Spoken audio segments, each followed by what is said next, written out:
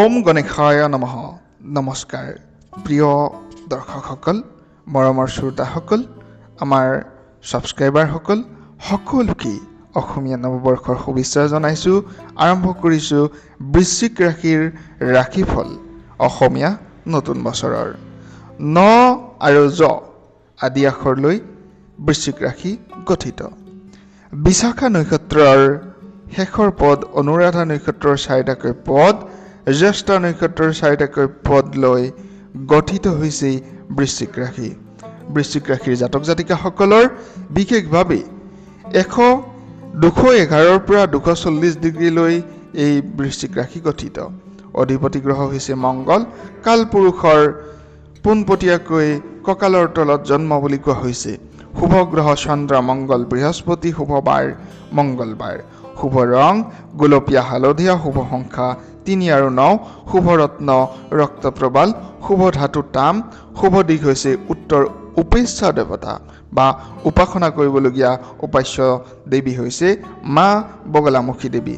বগলামুখী দেৱীৰ পূজা অৰ্চনাই আপোনালোকক সমৃদ্ধি দিব, অগ্ৰগতি দিব, উন্নতি দিব।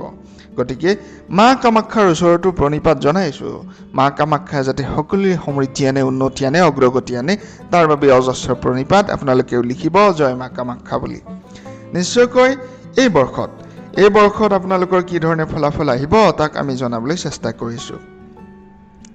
তাৰ আগতে জনাব বিচাৰিছোঁ কিছু আপোনালোকৰ স্বভাৱ চৰিত্ৰ বা যি সাধাৰণ বিৱৰণ। আৰামপ্ৰিয় বুলি কোৱা হয়, আনৰ মতে চলি ভাল পোৱা, বন্ধু বান্ধৱ প্ৰিয়, নীতিহীন খাদ্য গ্ৰহণ কৰাৰ ক্ষেত্ৰতো কিন্তু বৃশ্চিক ৰাশি কম নহয়। বৃশ্চিক ৰাশিৰ জাতক জাতিকাসকলে কোনো ক্ষেত্ৰত সঞ্চয় কৰি ভাল পায়, কিন্তু তেওঁলোকৰ সঞ্চয় যথেষ্ট কম থাকে।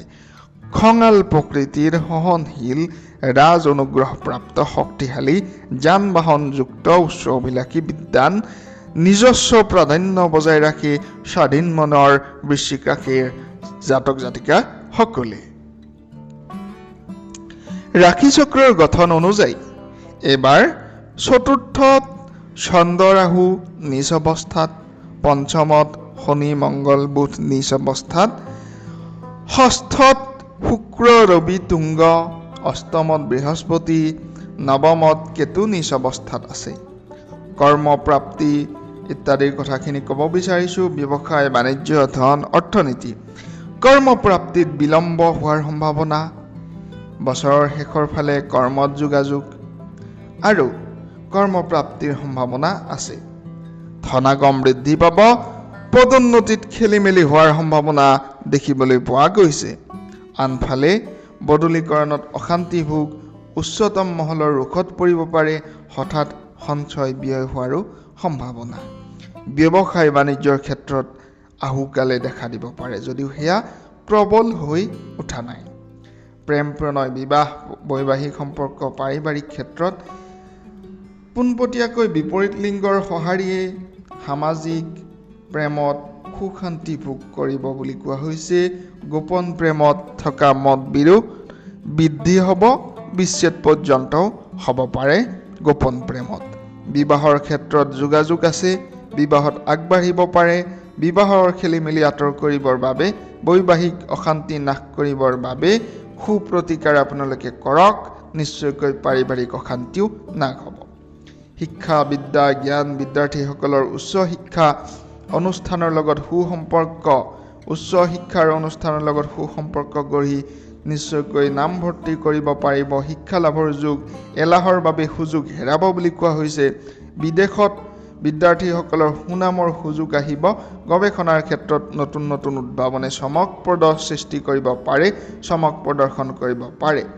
জ্যেষ্ঠ স্বধৰ্মীয় গুৰুৰ পৰা জ্ঞান লাভৰ প্ৰয়োজন আছে বুলি কোৱা হৈছে এই বৰ্ষত প্ৰতিকাৰ বিধান যদি আমি কওঁ, কেতু শনি বৃহস্পতি অশুভ।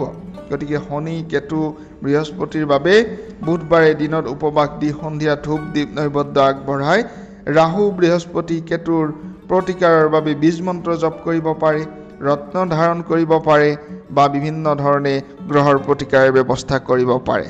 আপোনালোকক জনাওঁ যে জ্যোতিষীৰ পৰামৰ্শ অবিহনে কিন্তু কোনো ধৰণৰ গ্ৰহৰ প্ৰতিকাৰ আপোনালোকে নকৰিব। তেনে কৰিলে মূৰ্খামি কৰা হ'ব কাৰণ কেতিয়াবা গ্ৰহৰ ৰত্ন প্ৰতিকাৰে বিভিন্ন ধৰণৰ বিৰূপ প্ৰভাৱো দিয়ে গতিকে সাৱধানতা অৱলম্বন কৰিব নিশ্চয়কৈ জ্যোতিষিক নেদেখুৱাকৈ কোনো ধৰণৰ প্ৰতিকাৰ ব্যৱস্থা কৰাৰ চিন্তা নকৰিব ধন্যবাদ জনাইছো আহিবলগীয়া নতুন বছৰটো সমৃদ্ধিশালী হওক অগ্ৰগতি হওক তাৰ বাবে প্ৰাৰ্থনা জনাইছো মা কামাখ্যাৰ শ্ৰী চৰণত মা কামাখ্যাই সকলোকে শক্তি দিয়ক যাতে সকলোই সমিলমিলে বিভিন্ন প্ৰকাৰে নিজৰ গতিবিধিত সুন্দৰ অগ্ৰগতিৰে আগবাঢ়িব পাৰে তাৰ এই কামনা